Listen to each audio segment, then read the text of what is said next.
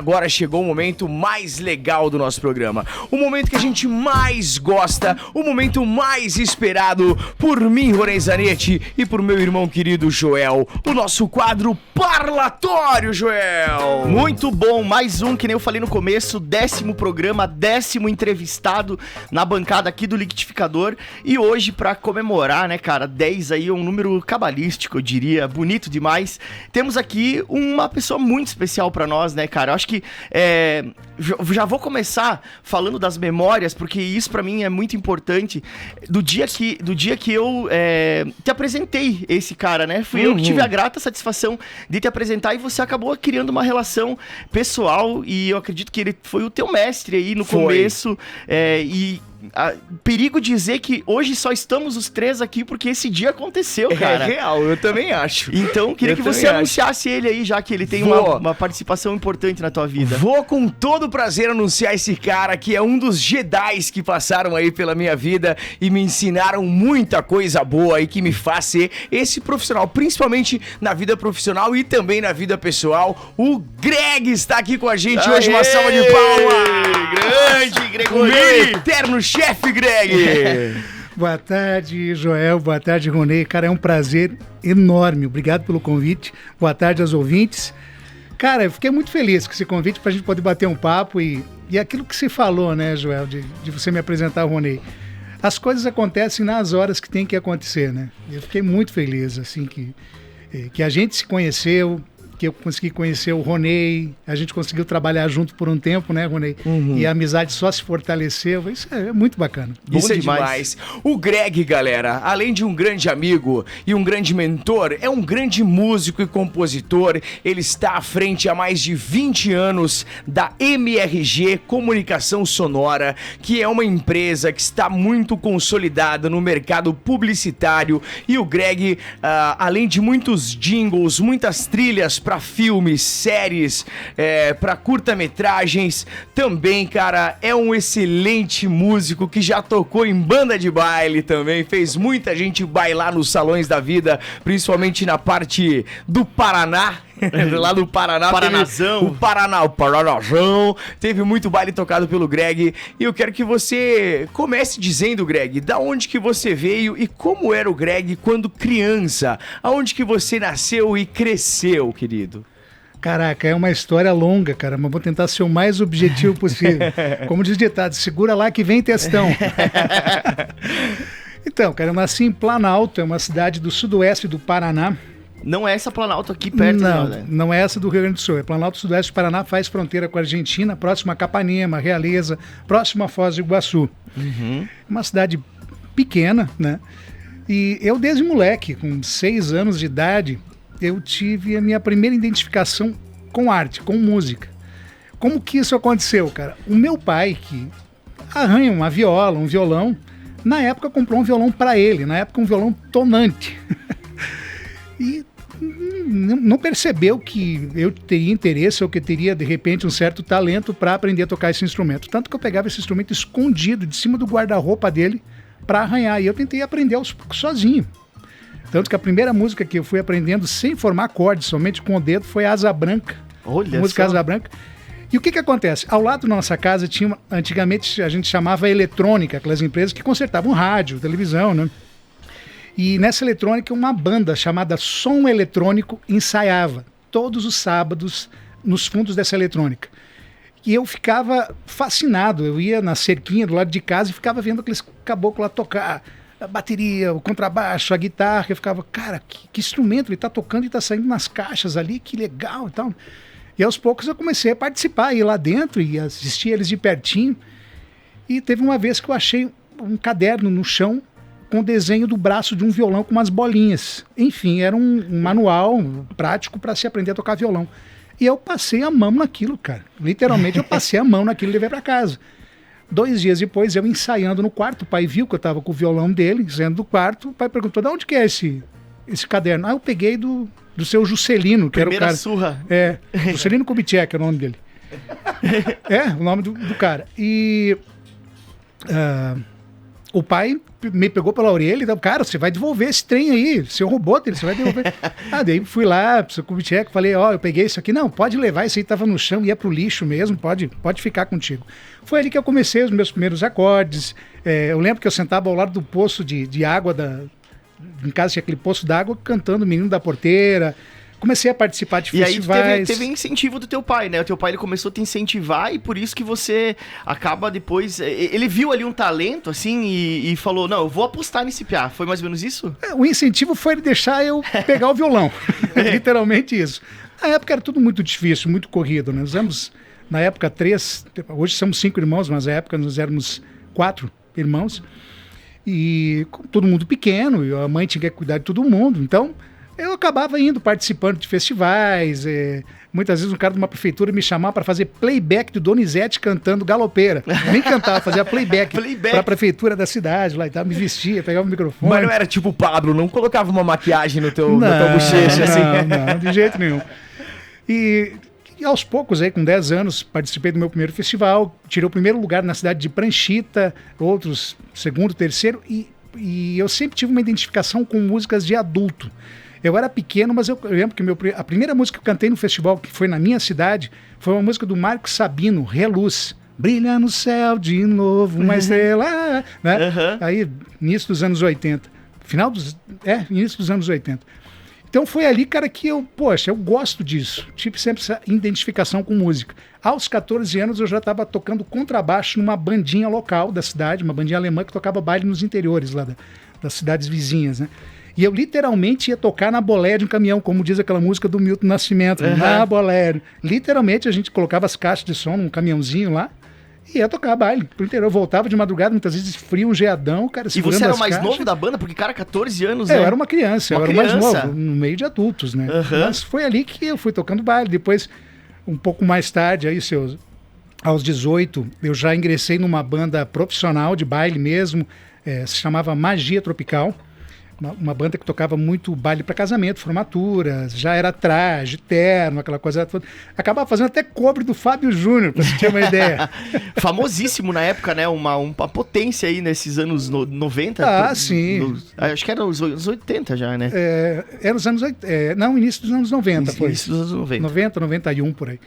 Então foi assim, eu acabei me identificando, a parte de baile foi essa, até que eu me formei na minha primeira faculdade de administração. Que tu cursou aonde? Lá no Paraná ainda? Em Palmas, no Paraná.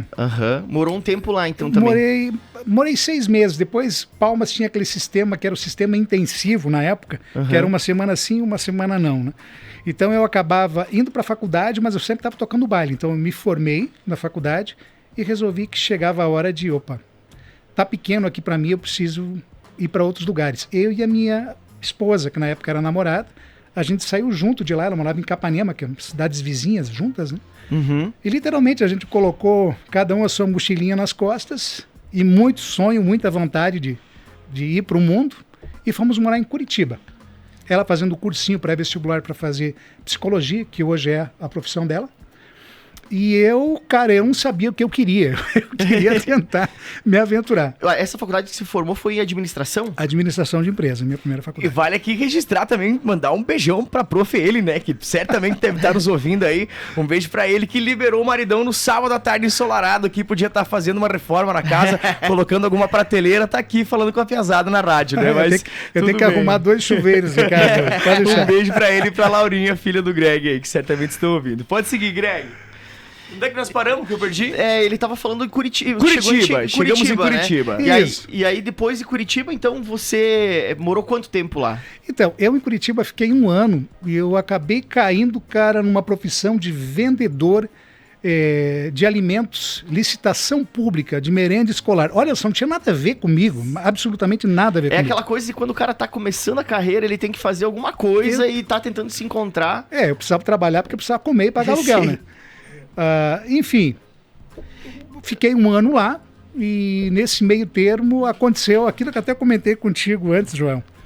Como é que são as coisas realmente acontecem quando tem que acontecer. Eu tinha um Voyage a álcool caindo os pedaços. Eu estava na cidade de Cantagalo, próximo a Guarapuava, numa terça-feira, eu lembro bem, um calor infernal, 3 horas da tarde, bastante dívida na conta, combustível pela metade, ou para voltar para Curitiba, ou para vir ver um convite de um novo serviço aqui em Chapecó. Na época tinha um amigo meu aqui que tinha uma empresa de lista telefônica local, e ele me convidou para trabalhar com ele. Cara, lista telefônica, ninguém mais usa. Não, ninguém mais usa criança que nem isso. sabe que existiu. Exatamente, é vender anúncio de lista telefônica. Aham. Cara, e eu fiquei naquele dilema. Eu lembro que eu estava estacionado num posto de combustível e eu pensei, o que eu vou fazer da minha vida? Eu volto para Curitiba e eu desisto de tudo, eu não quero voltar para casa. Eu tenho minha namorada lá também tá estudando, a gente tá junto, né? Eu não quero voltar para casa dos meus pais. Aí eu resolvi vir para Chapecó. Só tinha combustível para chegar aqui. Eu cheguei no gás aqui. Chapecó já era anoitecendo, né?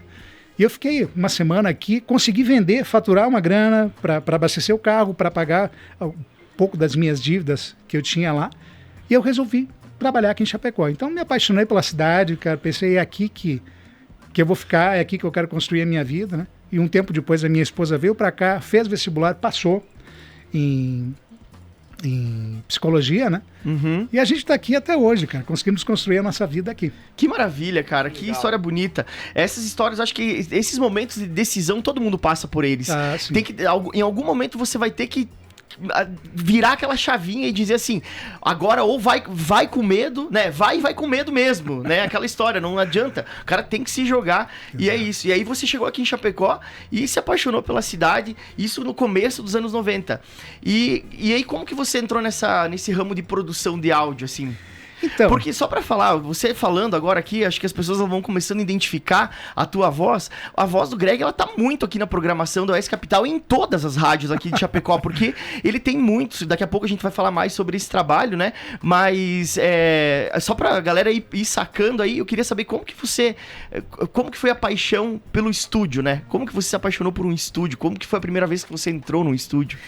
Então, a primeira vez que eu entrei num estúdio, na verdade, foi antes de eu ir para Curitiba. Eu estava ainda numa banda e eu fui fazer alguns jingles políticos na cidade de Pato Branco, junto com o tecladista da banda.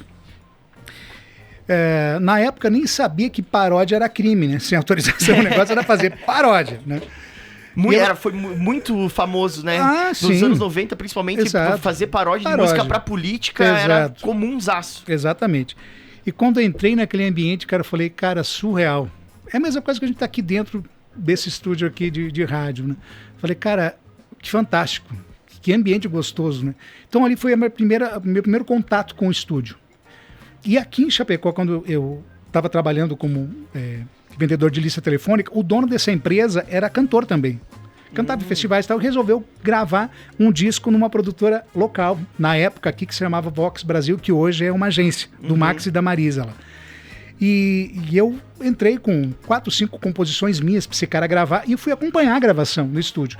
Na época, o estúdio do Max era lá no Central Park, ali no centro lá do Itaú. Cara, eu entrei lá e falei, cara, vai ter que ser aqui, tem que ser num lugar desse que eu tenho que trabalhar, velho. É demais isso. E foi o que aconteceu. Eu fiquei alguns meses ainda trabalhando com lista telefônica, não deu certo, cara, não é isso pra mim e tal. Saí, eu estava desempregado e resolvi pedir serviço. Cheguei lá na Vox, lá pro Max.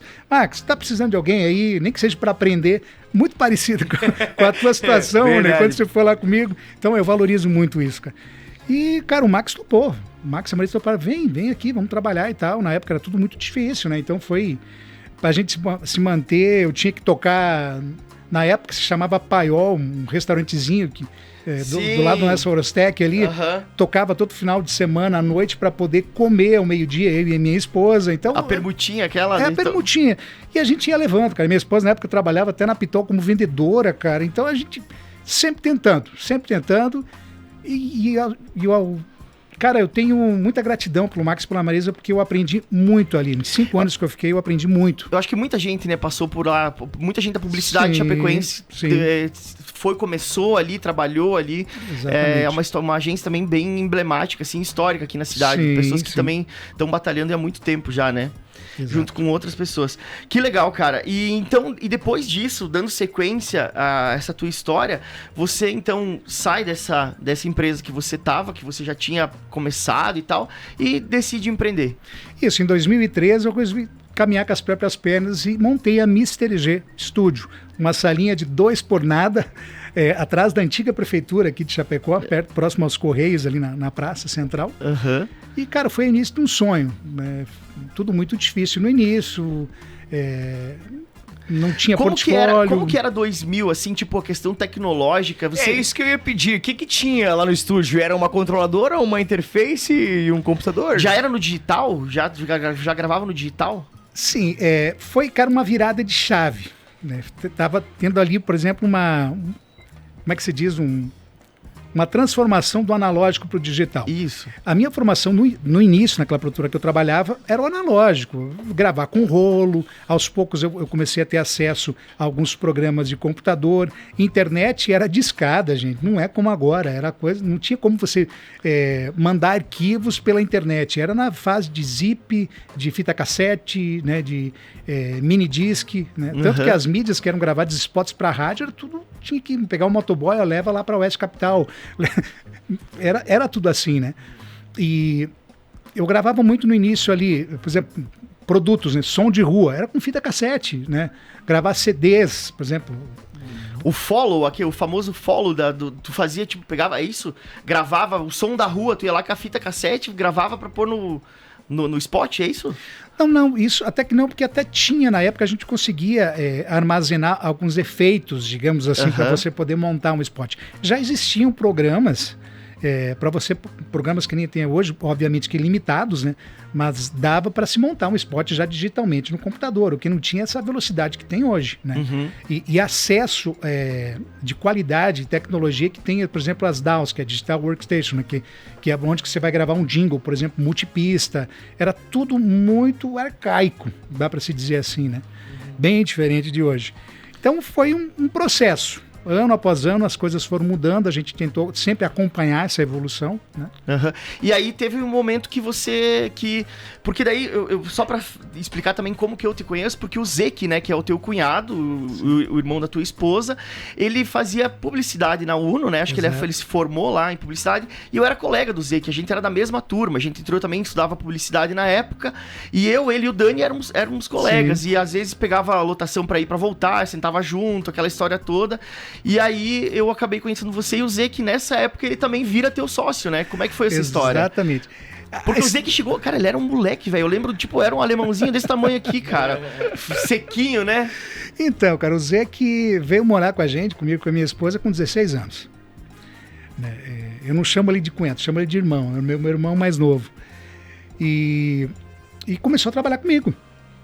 Começou a trabalhar comigo no estúdio. Eu fiz publicidade, a primeira turma de publicidade aqui de Chapecó, eu participei. Não concluí justamente porque, cara, eu era, na minha empresa, juiz, atacante, zagueiro e vendia pipoca na arquibancada. Então eu não conseguia dar conta de tudo e acabei desistindo da faculdade e fazendo depois uma pós em publicidade. Nesse meio tempo, o Zeke já identificado com o estúdio, foi fazer publicidade também, foi ali que vocês se conheceram, o Dani também.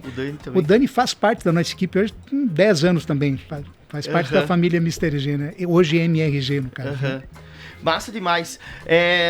Cara, eu queria entender um pouquinho agora, porque aqui a gente gosta, quando a gente conversa com artistas, assim, entender um pouco do processo criativo, que eu acho que é legal pro nosso ouvinte, quem tá ouvindo, entender como que faz pra escrever. Porque, assim, um compositor, quando ele tem aspirações pra compor, ele vai lá, compõe a música, mas é uma coisa, né, que vem da alma e tal. Como que é pra você compor sobre demanda? O cara te liga e fala assim, eu preciso de um jingle, Como é que é o teu processo, assim? Você costuma ouvir coisas antes, buscar referência, você senta e escreve. Eu tenho o hábito de fazer tudo no papel primeiro, ó.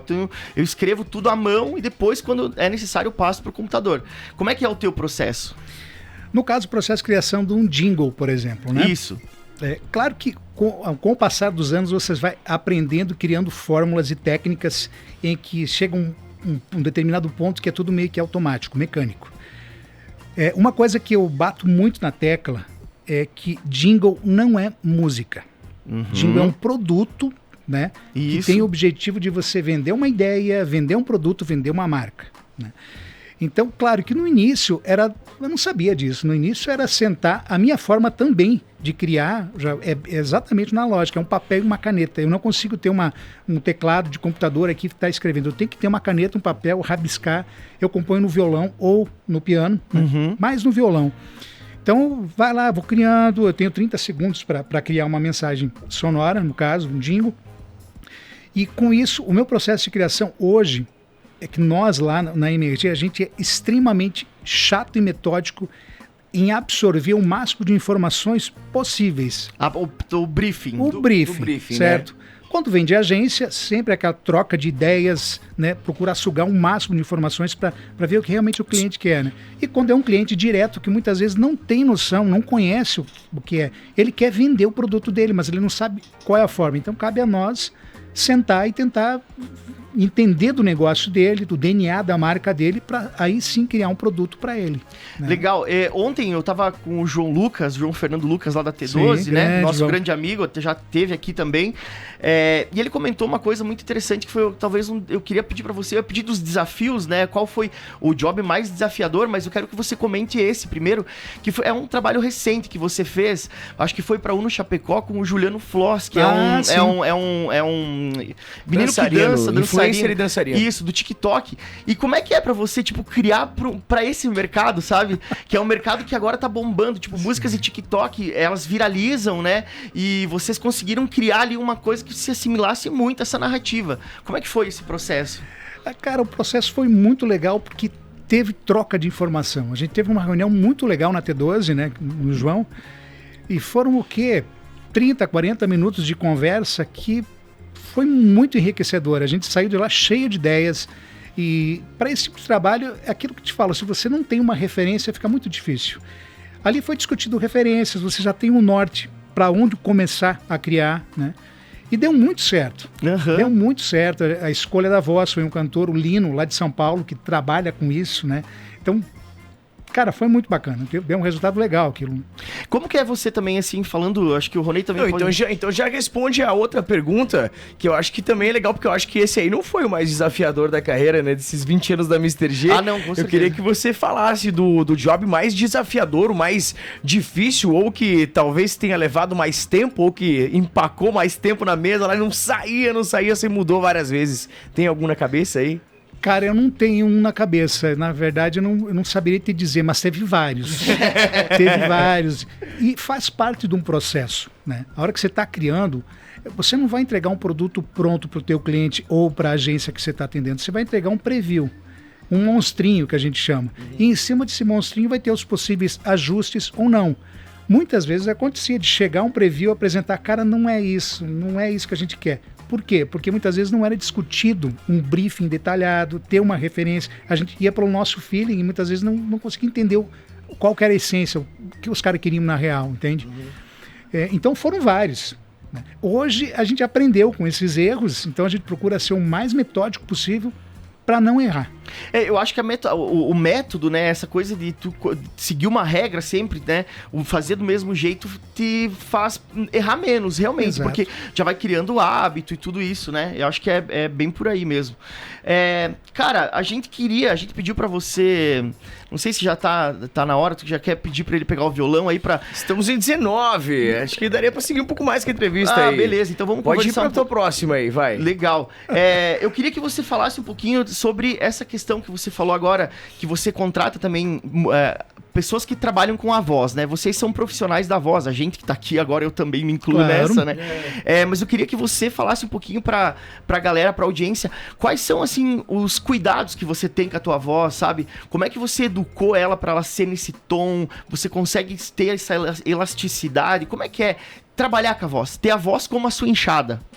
Então, na verdade, a profissão locutor profissional da voz acabou caindo meio que por acidente, né? Porque eu nunca fui locutor, né? Então, como eu montei a empresa e era eu, né?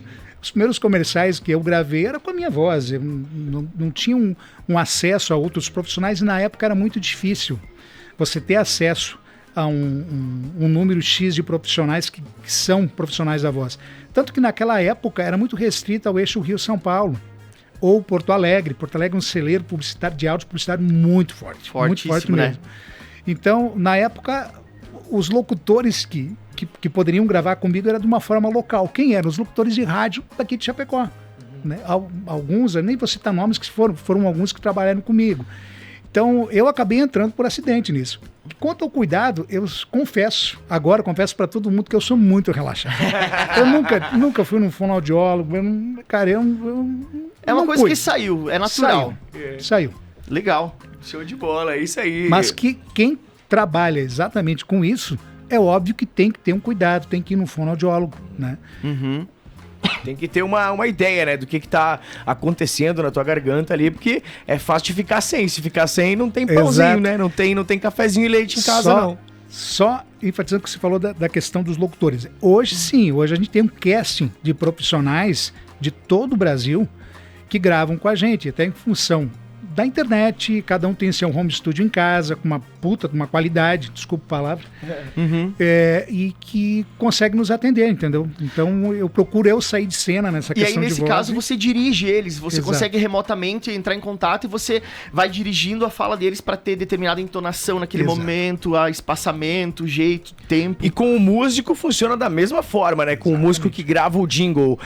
Eu lembro quando eu trabalhava na Mr. G, eventualmente o Greg aparecia na sala lá e falava, viu, cara, você conhece alguém que toca xilofone americano ou xilofone chinês, tipo um instrumento muito aleatório, assim, falou, cara, pois é, né? Como é que eu vou conhecer essa pessoa? Mas dava-se o jeito de achar, né? E hoje, fazendo esse trabalho remoto, podendo dirigir de longe, você tem contato com muito mais músicos, né? Então fica mais fácil. Inclusive, você faz até a captação desses instrumentos que você conhece e acaba transformando eles em pacotes, né? Pra vender pros outros produtores também. Exatamente. Que é o Contact. Exatamente, instrumentos virtuais, né? Mas facilitou tudo muito hoje, entendeu? Tanto na questão de locução, como cantores, locutores, músicos. É como se eles estivessem, o cara tá lá, por exemplo, lá em Fortaleza, ou tá lá no Rio, tá em São Paulo, como se ele estivesse ali dentro da minha sala. A gente tá visualmente, né, se vendo, falando. Cara, faz assim, ele tá na sala dele, eu tô aqui na minha, ele grava em tempo real, já me manda o arquivo, eu coloco no meu projeto, faz os possíveis ajustes ou não, então é tudo muito rápido. Joel, vou pegar o violão, hein? Legal. Vocês me dão um minuto aqui que eu vou pegar o violão ali, hein? Eu quero pedir já que enquanto você pega o violão aí e prepara aqui pra gente tocar alguns jingles, porque eu acho que isso vai ser muito legal, cara. A galera vai se identificar e vai lembrar de muitas músicas que ficaram, muitos jingles, né? Tu acabou de falar que jingle não é música, né? Mas muitas dessas, a galera conhece as musiquinhas que ficaram marcadas na cabeça das pessoas. Mas antes eu tinha preparado uma pergunta aqui que é bem descontraída. Eu acho que eu queria que você dissesse pra mim, o Ronei também pode me responder, se você pudesse ser um bicho, cara, que canta, não ser humano, ser outro bicho da natureza, que bicho você seria? Que pergunta é essa, cara? Você é um canarinho, eu falei ontem pro Ronei, eu falei que eu seria uma baleia, ele me falou, cara, a baleia canta, eu falei, cara, a baleia canta, velho, baleia canta. Ah, cara, isso é uma pergunta difícil, porque isso aqui vai sair meme, com certeza. A galera, os meus amigos vão me tirar pra Cristo, cara. Não, cara. Prefiro abster-me dessa resposta. Eu acho que eu seria um galo, né, velho? Galo cancioneiro, esporrudo, credo. Aí sim. Vamos lá, Greg, eu quero começar, então, já que você já está com o violão em suas mãos aí, eu queria começar pedindo um jingle que eu gosto muito, não sei se você vai lembrar, mas foi um jingle que foi gravado mais que uma vez. Ele foi um jingle escrito, você pode até confirmar quantos anos atrás, mas recentemente ele teve uma nova roupagem, uma nova versão, que é o jingle da Nossa Casa, que é um jingle clássico aqui de Chapecó, né? Com certeza, cara. Esse jingle ele foi gravado, olha, faz mais de 10 anos. Na época até era uma voz infantil, né? Que é aquele tradicional. Deixa eu até lembrar aqui. Nem lembro que tom que era, acho que era sol. Tatu mora na toca, a pomba tem seu ninho, a formiga, o formigueiro, cada um tem seu cantinho. E assim vai. Bom demais. Muito boa essa, cara. Esse é um jingle que assim, sucesso total. Sucesso porque é uma cançãozinha, parece meio infantil, assim, Exato. mas é muito bonitinha. Outro, então, pra galera aí, o da São Lucas. Você lembra do da São Lucas? Que era com o telefone? Esse também fez 33613000. Exatamente. 33613000. Cara, foram tantos jingles, São Lucas, São Rafael, o Sanduba, tá na hora de pedir Sanduba, que foi também na década de... No início, quando a gente estava começando os primeiros 4 anos de empresa ali também, foram tantos jingles. Um jingle que me marcou muito, na época que o Galpão Grill tinha pizzaria ali no centro. Muito. Pizza, pizza, pizza, toda noite no Galpão Grill tem pizza, pizza. Daí depois colocaram, tem carne, Tem pizza. carne, pizza e tal. Então, cara, são vários. E as assim. assinaturas dos jogos, né?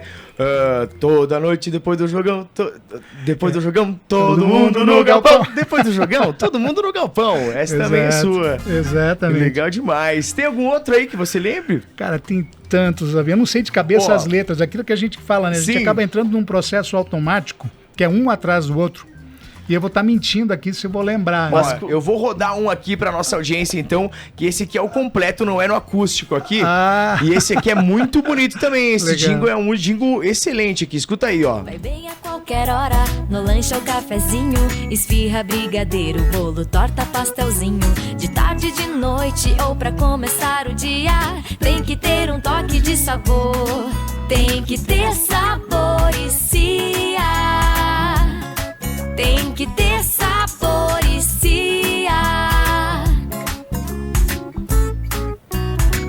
Que clássico esse jingle, hein? Esse foi Esse legal. jingle foi muito legal. Então, já que a gente entrou nesse assunto da padaria, né? Padaria é uma coisa boa pra fazer jingle, né, cara? Oh. Pô, tá louco. O cara sai com fome da produtora, né? Depois que acaba o jingle. Mas, vem cá, você tem algum nicho preferido pra compor, Greg? Ou é tudo assim, tipo, chegou o briefing, vai rolar. Mas tem um que é de sua preferência? Sei lá, um jingle pra banco, pra imobiliária, pra padaria, pra restaurante? Tem algum que você tem um apreço maior, assim, pra fazer?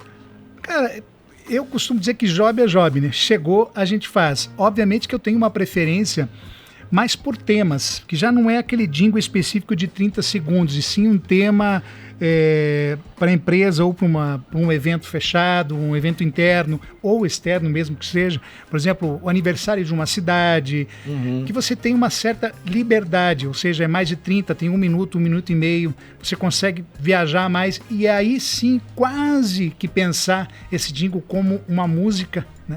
Que é um tema no caso, né? Então é mais gostoso daí, você consegue viajar mais na letra, consegue ter mais liberdade de arranjos. Quando tem né? mais tempo, assim. Exato. Não o tema, mas o tempo que você tem. Porque Exatamente. quanto menos tempo, mais a entrega tem que ser assertiva, né? Exato. Pra quem não sabe, que não trabalha com publicidade, as 3 máximas da publicidade são 15 segundos, 30 segundos ou 1 minuto. Então são esses 3 recortes que tem Exatamente. pra entregar a mensagem, né? E não pode ser mais nem menos, porque tem um tempo de TV, um tempo de rádio pra executar isso tudo. Mas que legal, é a memória da Mr. G hoje aqui, a gente ouvindo alguns jingles. Ó, e ouvindo aqui alguns deles que tem aqui na internet, deixa eu ver esse aqui, Quarta Romântica do Galpão. Esse é um spot, como é legal. Essa é pra você que está grudado nas ondas do rádio. Só quem é apaixonado por pizza faz uma promoção assim. Quarta Romântica Galpão Grill. Agora, todas as noites de quarta, o melhor rodízio de pizzas com música ao vivo e uma surpresa especial para embalar a noite a 2. Quarta Romântica Galpão Grill. Que isso, que vozeirão, hein? Apaixonante. O objetivo desse spot foi exatamente isso aí, né? Eu criei a trilha, né? Todo esse ambiente mais romântico, né? A gente procurou escolher uma voz bem... como é que se diz? Love songs, né? Love Line. Love Line, Dema. exatamente. Um abraço pro Dema aí. É isso aí, abraço, Dema. Aquela coisa bem grave, né? Bem envolvente. E essa aqui, ó, vocês reconhecem essa voz que tá cantando aqui, ó? Vê se vocês lembram dessa voz aqui, ó. Essa é pra você que não cansa de lutar pelo futuro que quer conquistar. Você já sabe como chega lá e força de vontade nunca vai faltar. Você pode, você faz, sabe que não precisa mais esperar. Melhor que sonhar é fazer acontecer na sua vida. Quem quem faz a diferença é você. Esse aqui sou eu cantando o contigo Ronei. na Mr. G. Rapper Ronezito. Legal, esse também é muito bom, hein? Agora vamos dar uma ouvida nos jingles aqui que eu gostei do negócio, hein? Esse aí, Ronei, foi muito legal de se fazer. Foi um dos primeiros, assim, desafios pra gente, que foi lá pra São Paulo, é um jingle nacional, né, através de uma agência lá de São Paulo. Foi feito várias reuniões para traçar esse briefing, escolher a voz ideal para esse material.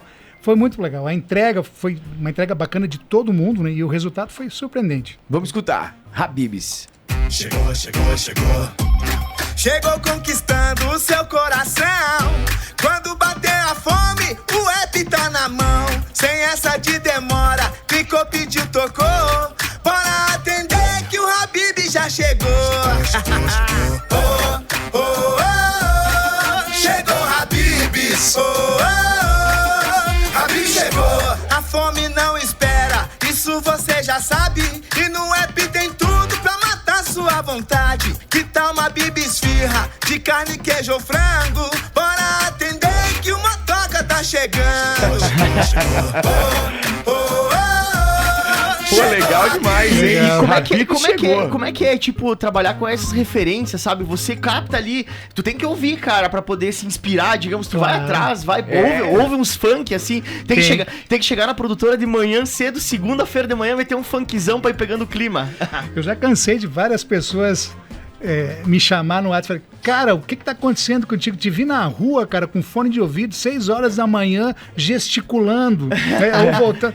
Então, tá absorvendo, entendeu? Uhum. Tanto ali em casa, eu sempre tô com meu fone, com Spotify, qualquer outro streaming aqui, você tá ouvindo referência, buscando...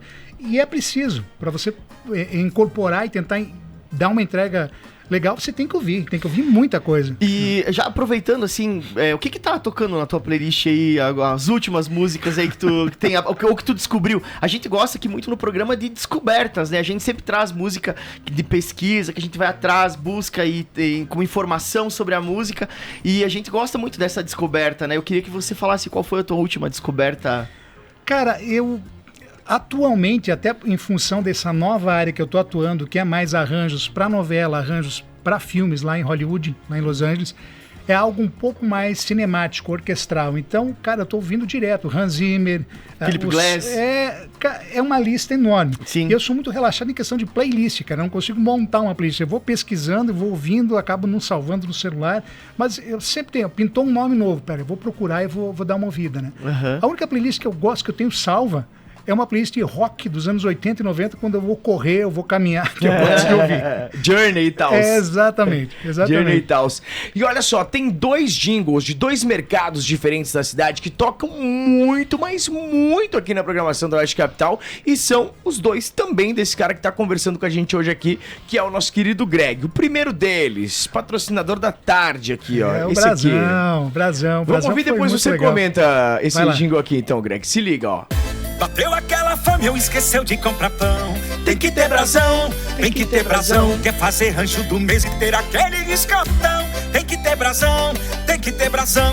Tem aquela torta pro aniversário, tem fralda pro bebê, presente pro mozão. Aqui você escolhe a vista ou parcelado, pode ser no cheque, no Pix ou facilita no cartão.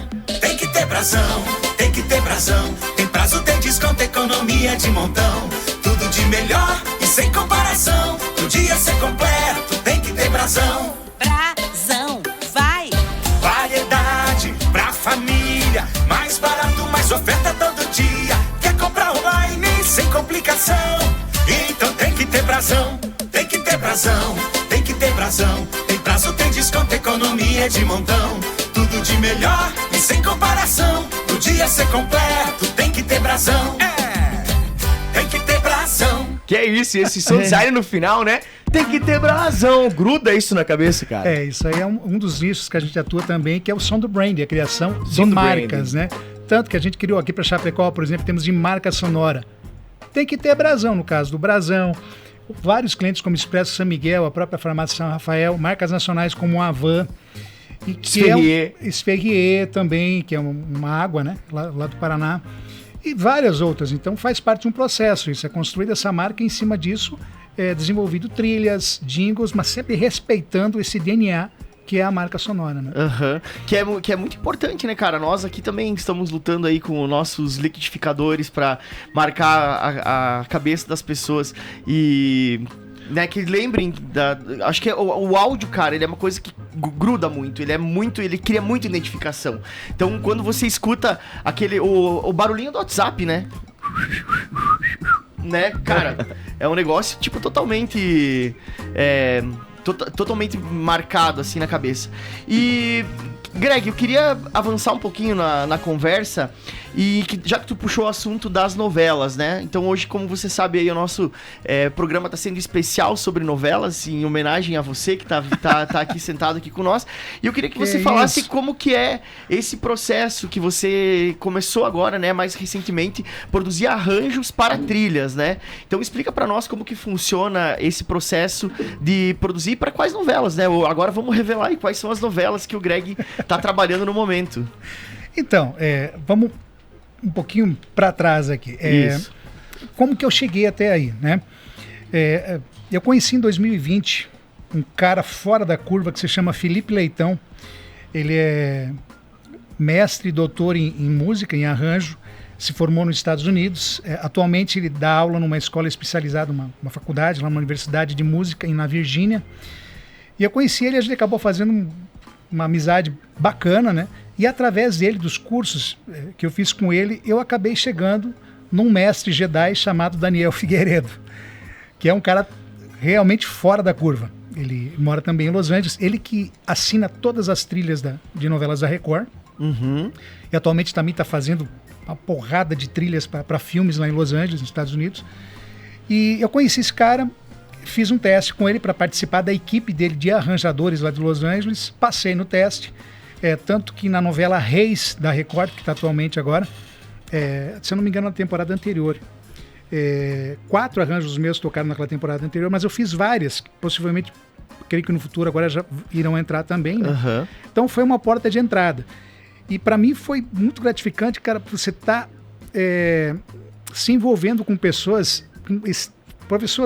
do bem, assim, e profissionais, cara, de alto gabarito. Você aprende, cara, com 10 minutos de conversa com os caras, você sai de lá cada vez aprendendo mais, absorvendo mais, entende? Então eu tô muito feliz com esse resultado. E como é que é o processo de criação? Como é que é coletivo? Então, vocês têm um grupo, você trabalha num grupo, né, de criação? Como é que funciona?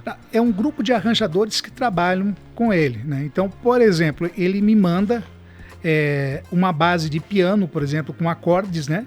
Eu preciso que você faça um arranjo nessa construção de trilhas aqui. Dó, Fá, Lá menor, pá, pá, pá, pá, pá, 2 minutos. Né? Ele montou para mim e me manda esse recorte de piano. Em cima disso eu vou ter que viajar na maionese. Então ele fala, essa trilha aqui possivelmente vai rodar numa cena em que tem uma cena de morte, é uma mulher triste que perdeu o marido, ou é uma cena de ação. Você não vê a cena antes, você compõe sem enxergar. Sem enxergar. É banco de trilhas, a gente produz esse banco de arranjos para depois, que à medida que a novela, que os capítulos estão sendo gravados, está tudo sendo feito, as trilhas também, enfim. É uma construção, vai acontecendo uma construção no coletiva. Processo. Exato. Então é um estoque de material, de arranjos, de trilhas, para na hora que for fazer a montagem você poder colocar lá, né? Esse é um processo, no caso, né? Que é o processo de construção para trilha de novela. Outro processo também que eu fiquei muito feliz, que no final do ano passado eu recebi um convite por ele também, para fazer arranjo para um filme lá de Los Angeles, que vai sair agora, que é 3 Days in Malai, 3 dias no Malai. 3 arranjos de cenas praticamente no final do filme, que são... É um drama, na verdade, assim, que fala de guerra, então meio estilo Platoon, assim, sabe? Adoro. Então, bem orquestral, exatamente, bem, com bastante cordas e tal. Então eu fiquei muito feliz. Aí sim, eu recebi as imagens, tela aqui na minha frente, e eu compondo, criando emoção para determinada cena, vendo o cara morrendo lá, um pouco em slow, você conseguir dar aquele realismo. Então, foi muito legal, uma experiência fantástica, cara. Eu acredito, porque... E você é um grande consumidor de cinema, assim, de série e tal? Tem algum... assiste, curte também? Eu te confesso que depois que eu comecei a entrar nesse universo, sim, toda noite, cara, eu tô ali consumindo de tudo que você imaginar, né? Tudo que se imaginar, eu tô... Deixa eu chutar então. Game of Thrones. Sim, com certeza. Eu nunca vi, mas disseram que é bem legal, né? Com certeza. Tem bem a cara, assim, né, as cordas, essa coisa meio medieval. Eu ouvi o disco que você lançou recentemente. Pode convidar a galera também pra ouvir. É um ótimo disco pra ouvir antes de dormir, pra dar uma relaxada à noite. É um disco noturno, né? É o meu terceiro álbum. Nesses 2 anos de curso que eu fiz com ele lá, me abriu infinitas possibilidades para trabalhar nessa área, para realmente conseguir fazer com instrumentos digitais soar realmente como uma orquestra de verdade. Não aquele som fake que você escuta, cara, isso aí foi feito em teclado. Não, a fórmula ali é para você conseguir realmente fazer com o teclado, com as bibliotecas que você tem, construir e dar um clima todo real de uma verdadeira orquestra tocando, né? Então, é o terceiro álbum agora no Spotify como Giovanni Gregorini, Jovane. As pessoas sempre trocam o meu nome. Giovanni Gregorini tem 3 álbuns lá que já estão lançados no Spotify. Legal, e tá produzindo mais coisas, assim? Pretende continuar nesses álbuns, nessa temática, assim, nesse estilo? Não, cara, o que vir na frente, eu abraço, entendeu? Claro que o meu foco, que eu amo, é a publicidade, é aquilo que a gente toca o nosso negócio lá, que é a MRG. Só que somado a isso, todo esse aprendizado nesses anos, eu acabo colocando à mesa dia a dia na minha empresa. Uhum. Desde a construção de uma trilha para um audiovisual, a própria construção de um jingle, então tudo isso está interligado. Cara, eu acho que o trabalho com a publicidade, eu falo por mim, assim, porque eu também tenho alguns filmes, né, produzo alguns filmes, inclusive lá já trabalhamos junto com um deles, que é o Bença, lá na MRG, e, cara, a publicidade acho que é uma escola, porque tu vai testando coisas, vai aprendendo como fazer, e na hora que você vai construir aquela tua narrativa autoral, que você quer colocar, ali você vai colocar as suas experiências. Ali tu vai saber o que tu errou e o que tu acertou ao longo do processo. Então é mais ou menos isso, né? Exatamente. Tá tudo interligado. Hoje, graças a Deus, a gente conseguiu montar debaixo do nosso guarda-chuva não simplesmente uma produtora de áudio que faz spot, jingles, esperas telefônicas. Hoje a gente faz marca sonora, né? Um branding para as empresas. Hoje a gente trabalha com trilha para filmes, para curtas. Eu já queria aproveitar e queria que a gente tava falando antes, né? Queria mandar um beijo enorme pra Dani, minha amiga, uma das pessoas mais talentosas que eu já tive a possibilidade de trabalhar junto, uma pessoa incrível e que acabou de gravar agora o Beira, que é um filme que conta a história dos balseiros e a história do Rio Uruguai. Eles começaram gravando na Serra, onde o Rio Uruguai surge, que é a união do Rio Pelotas e o Rio Canoas, e foram até a Prata, onde ele desemboca, né? O Rio de la Plata. Que sangra, né? Corta ali a Argentina e o Uruguai, né? Corta no meio, Isso, né? O Uruguai desemboca lá e era onde os balseiros levavam as balsas no passado, né? E eles fizeram esse caminho com um balseiro, cara. Colocaram um senhor que é o seu Abramo, se não me engano o nome dele, ele é balseiro e ele foi junto revivendo as memórias e o Greg tá trabalhando nessa trilha desse filme que logo será lançado. Eu queria que você falasse, você que já teve a oportunidade de ver e tal, como é que vai ser esse processo? Cara, esse longa vai ser incrível, incrível. Que bom que está sendo feito aqui, cara. Eu fico muito orgulhoso e feliz de saber que nós somos aqui um polo agora de criação desse tipo de conteúdo, desse tipo de arte.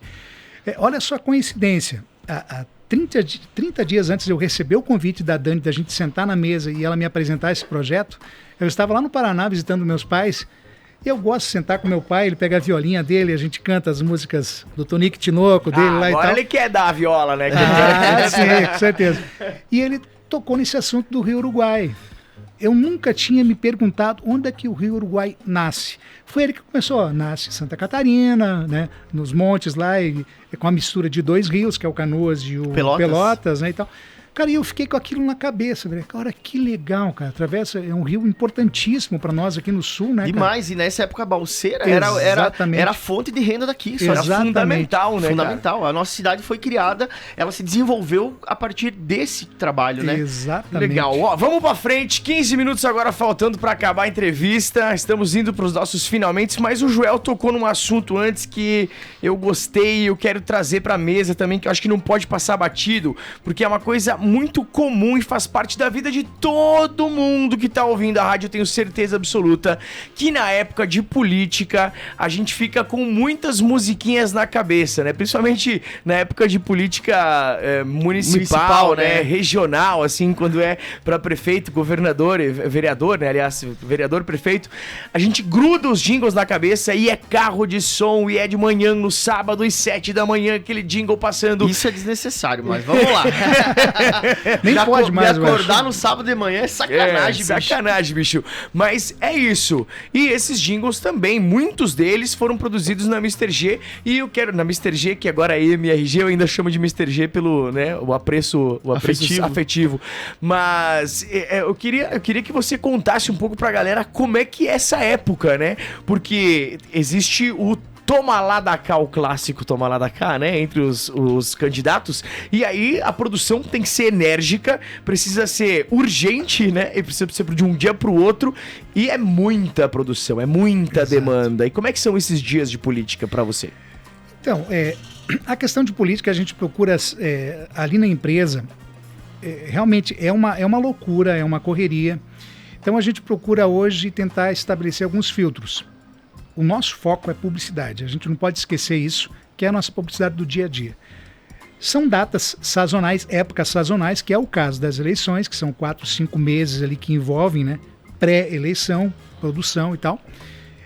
A palavra que mais a gente bate lá é a questão ética. Que a gente não atende muitas vezes um candidato. É isso que eu ia pedir, cara. Vocês trabalham às vezes para os dois candidatos que estão sendo rivais. Já aconteceu. Já aconteceu? Já aconteceu. Só que a gente procura, assim, como nós somos vários profissionais ali, no caso, internamente, eu e o Zeke também é produtor, a gente procura, nesse caso, quando pega, por exemplo, 2 candidatos próximos, cada um toca um e não se envolve. Nem entendeu? Sabe o que o outro tá produzindo, Exatamente. nem quer ver o que tá produzindo, não tem influência, nada. Entendi, cara. Para não estar envolvido, é melhor não saber, né? E até uma questão assim, de muitas vezes inconscientemente, se você vê o que está sendo produzido lá, você entra na tua cabeça e você muitas vezes acaba fazendo algo parecido. E não é isso. Essa ideia é a gente dividido mesmo, entende? E a questão de criação, nessa correria que se fala, é a gente formar, obviamente que a gente tem um time de profissionais para atuar nisso. Então, sozinho a gente sabe que não consegue. Mas já virou alguma noite aí fazendo jingle? Ah, com certeza. Eu lembro numa campanha do nosso atual prefeito, João, um abraço para ele. Cara, de virar mais de 24 horas para conseguir entregar materiais, que daí eram construções de trilhas para as imagens, não somente os jingles, fazia parte no QG lá para a gente poder trabalhar junto, né? Então, não só isso, mas na época de maratona de jingles, que daí, por exemplo, chega jingles lá do norte do Paraná, lá do Rio Grande do Sul, lá de São Paulo, você tem uma lista ali, por exemplo, de 20 jingles para produzir num curto espaço de tempo. Então, cara, se você não tiver um cronograma, uma equipe muito bem estruturada e afinada, você pira. Ah, eu imagino, né? E tem também, não compra só o jingle, né? Muitas vezes compra o pacote de materiais, né? Então nisso aí vai ter os pronunciamentos, tudo, né? Vai ter tudo. E eu tenho uma lembrança que é ótima, eu não vou falar o município que é, né? Lógico, né? Mas foi uma parceria que a Mr. G fez com o Wagner, o professor. Era o professor Wagner, né? Professor Wagner, o cara que tentava gravar muitas vezes o mesmo pronunciamento, e aí o Greg voltava lá, ouvia e dizia: cara, mas não dá pra pôr Drento, cara. Drento, Premeio, não tem como, cara. Manda ele regravar. E o cara regravava, ele mandava de volta e vinha pior aquilo. E o Greg enlouquecido e pedia pra cortar as respiração. E o cara pegava e balançava a folha acho que pra ver melhor, era um senhor, né, cara? E daí saía o barulho da folha. E acontece tudo isso na época de política na produtora, né? É complicado, porque são pessoas que não estão acostumadas com o microfone. O cara congela, é a mesma coisa que uma câmera. É verdade. Isso, eu tive a oportunidade também já de trabalhar em campanha. E dentro do estúdio lá, cara, é triste, assim, é triste ver porque é muita apreensão, sabe? Eles ficam, os candidatos a vereador, eles ficam muito apreensivos, eles vão ter que falar na TV, vão ter que falar na rádio, e não são, né? Muitos deles estão aí pela coligação, pelo partido e tal. Mas é uma coisa muito legal, cara, e é um ramo que muitas vezes a gente pensa que não envolve tanta produção, né? Porque tu ouve pronto, o cara ouve na rádio pronto, ouve no carro de som pronto, mas existe um cuidado, um trabalho muito intenso para que aquilo esteja ali daquele jeito. Exato. E indo em encontro a isso, assim, eu queria também que você comentasse se você pensa no público que vai ouvir, sabe? Tipo, você tenta manter a qualidade do teu trabalho respeitando o cliente da empresa que vai comprar aquele produto que você está anunciando, né? Você tem que ter esse cuidado, né? Exatamente, é a linguagem, né? A primeira pergunta que fica no ar é qual é o público que você quer atingir? Ponto. Primeira pergunta é essa. Que linha que você vai seguir? Né? Então, parte dessa linha aí. Vai ser um vocabulário um pouco mais direto, um vocabulário um pouco mais conceitual, né? Então, a partir daí que se constrói uma narrativa e se constrói a peça. Muito legal, cara, muito legal. Era isso, galera. Vamos passar a régua aqui, vamos lá, vamos agradecer a parceria e o sábado à tarde aqui do Greg. Que legal, hein, cara? Não, essa conversa, quando a gente começou esse programa, a gente começou a pensar em pessoas e o nome do Greg logo surgiu. Tem muita gente também, queria só avisar aí que o pessoal que tá ouvindo, tá nos sugerindo pessoas pra virem aqui. A gente tá adorando essa troca, né? Porque a pessoa escuta, fala, tal pessoa seria legal pra falar com você lá. E isso tá sendo maravilhoso. E nesse caso aí, cara, só agradecer demais, assim, a parceria de tantos anos, tantos trabalhos juntos e aqui, mais uma vez, prestar nossa homenagem e a nossa admiração, cara, pelo teu trabalho, pela tua história aqui em Chapecó e por todo esse cuidado que você tem também com o trato com os alunos quando vão lá, sabe, da universidade conhecer a Mr. G. Você tem as portas abertas lá, cara. Eu lembro, assim, eu vou falar, quando eu levei o Ronei lá pra apresentar ele pra vocês lá, eu nem conhecia vocês direito, e vocês abriram a porta e receberam e o cara ficou, cara, trabalhou lá, entendeu? Vocês nem me conheciam direito, o que esse maluco tá aí e tal. Então, assim, é uma generosidade sem tamanho e que eu acho que é muito importante a gente estar trazendo essas pessoas da comunicação, como a gente já trouxe aqui o Vogel, como a gente trouxe semana passada o Seu Décio, o Bonner, que teve uma repercussão incrível, cara. As pessoas vindo falar, olha, a entrevista com o Seu Décio foi muito legal, ele contou muitas histórias e essa empolgação faz a gente também se sentir motivado para estar aqui mais uma vez, sempre, e trazendo esse tipo de conteúdo pra galera da rádio. Lembrando que a gente tá fazendo uma coisa que não é muito comum, não, né? Hoje em dia tem muito podcast, as pessoas ouvem nos streamings, mas a gente tá ao vivo, cara, nas redes da rádio, e isso é muito legal.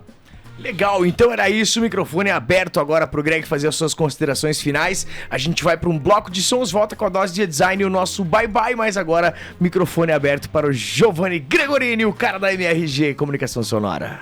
Pô, Joel, obrigado pelas palavras, cara. Para mim foi uma alegria muito grande receber esse convite, tá? Muito feliz mesmo. E até agradecer pela paciência, né, dos ouvintes que tá escutando todo esse enredo aí. Mas uma coisa que passou batido em toda essa conversa, assim, algumas pessoas que passaram na história desses 20 anos, que inclusive esse ano a gente está fazendo 20 anos de MRG, vários amigos e irmãos, cara, o Léo do Conexão, o Sandro do Conexão, o Alan, cara, tantos nomes que passaram na história da nossa empresa e da nossa vida pessoal que eu ficaria aqui muito mais tempo falando. Então, um abraço a todos, um beijo no coração. E quem quiser conhecer um pouco mais a MRG, tomar um cafezinho lá, vai. O pessoal considera eu como ogro, tá? Porque eu não estou muito nas redes sociais, não estou participando muito ao vivo, eu sou um cara muito de estúdio, né? Uhum. Mas as portas estão sempre abertas lá pra gente bater um papo, tomar um bom café. Menos as janelas, porque daí vai entrar ruído, vai ficar ruim o áudio, tá bom, galera?